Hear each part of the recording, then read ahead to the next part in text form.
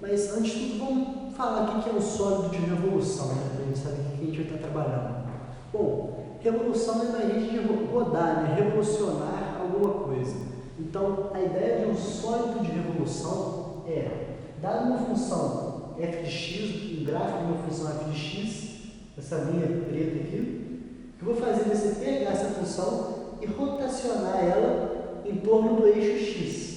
Dessa maneira, eu vou criar um sólido que vai ter uma área lateral, uma extensão, uma superfície envolvendo ela e o espaço dentro dela vai ser o seu volume. Esse sólido criado por essa rotação da minha função, do gráfico da minha função f de x em torno do eixo x, eu vou chamar de sólido de revolução. Então, nossa primeira tarefa é calcular a extensão dessa superfície formada, a área lateral dela. Bom, se a minha função que eu rotacionei f de x for derivada entre os pontos A e B que eu quero calcular a área lateral, eu posso dizer que essa área lateral vai ser 2π vezes a integral entre os pontos A e B que eu quero calcular, da seguinte expressão: f de x vezes raiz de 1 mais derivada de f de x ao quadrado, sai da raiz dx, sendo f de x aí a função que eu rotacionei. Vamos ver, continuar nossa abordagem e ver o porquê que essa fórmula, né? Vamos lá. Então, o que eu vou fazer, similarmente como a gente calculou o comprimento de um arco, é considerar um espaço, uma pequena variação do meu eixo x e ver qual que é a área lateral para essa pequena variação. Dada essa, aí eu vou ter uma pequena variação de área lateral, né? Essa eu vou fazer com ela é somar ela ponto a ponto dos pontos A até o B que eu quero integrar, que eu quero somar, para chegar na área lateral total. Então, vamos lá. Para a gente calcular aí essa área lateral entre uma variação muito pequena de x, eu vou considerar que a gente pode aproximar o sólido para um tronco de cone. Daí eu vou ter que saber a fórmula da área lateral de um tronco de cone, que é essa figura aqui, né? Como se a gente pegasse um cone e tirasse a ponta dele.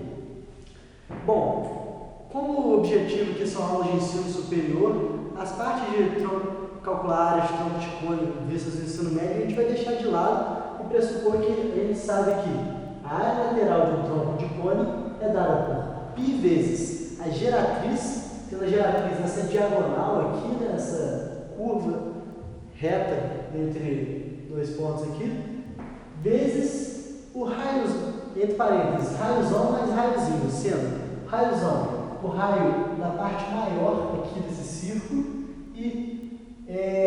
desse círculo maior, e raiozinho o raio desse círculo menor aqui, já que a gente, essa figura, esse tronco de cone, ela forma dois círculos, né? Uma na base e o outro mais lá para cá. O raiozão vai ser, portanto, esse raio do círculo maior e o raiozinho, o raio do círculo menor. Como que a gente vai calcular, então, essa área relacionada a uma pequena variação de x que eu aproximar para um tronco de cone? Para isso, eu vou ter uma área relativa a uma pequena variação de x que vai estar vinculada a essa expressão relativa a uma pequena variação de x. Então, como que a gente vai achar essa expressão relativa aí a uma pequena variação de x? Uma diferença muito pequena. Então, minha geratriz, que é exatamente esse comprimento dessa linha reta aqui entre dois pontos, quando está relacionada a x bem próximos, extremamente próximos, a gente viu na aula de comprimento de arco que exatamente a distância entre esses dois pontos da função que a gente viu tendo essa expressão aqui, essa cara de raiz de 1 mais derivada de f de x ao quadrado vezes o dx. Então, essa parte aqui a gente já sabe.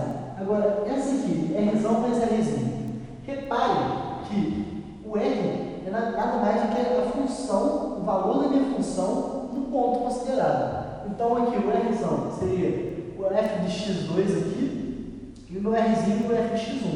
Então, esse Rzão mais Rzinho não é nada mais que f de x2 mais f de x1. Quando a minha variação de x tende a um valor extremamente pequeno, eu posso considerar esses valores, essas funções muito próximos, de forma que essa expressão vai tender a f de x mais f de x, ou seja, duas f de x, aquelas que ficam cada vez mais próximas, é como se eu somasse duas vezes o mesmo termo, o meu f de x. Portanto, a minha área relativa a uma variação extremamente pequena aqui no x vai ser dada por a multiplicação, então, de multiplicação de π vezes geratriz vezes r resolve rz, que, relativos a uma pequena variação de x, novamente falando, a gente chega que é 2π vezes f de x vezes raiz de 1 mais derivada de f ao quadrado dx. Então, essa aqui vai ser o meu d área, ou seja, meu pedaço extremamente pequeno de área. O que eu vou fazer para calcular a área toda, né, a área total de A até B, essa minha área lateral, é somar ponto a ponto essa minha área lateral, os pontos A até o ponto B.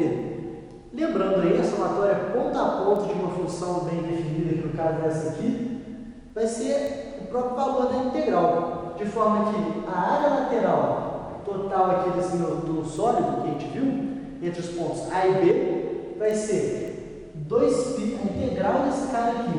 Ou seja, como 2π é constante, eu posso colocar para fora da integral, vai ficar 2π vezes a integral dos pontos A até B que eu quero calcular, dessa expressão, f de x vezes raiz de 1 mais derivada de f ao quadrado do ponto x, sai da raiz e o meu dx aí, minha variação extremamente pequena de x. Então, essa, portanto, é como a gente chega na fórmula da área lateral de um sólido de revolução.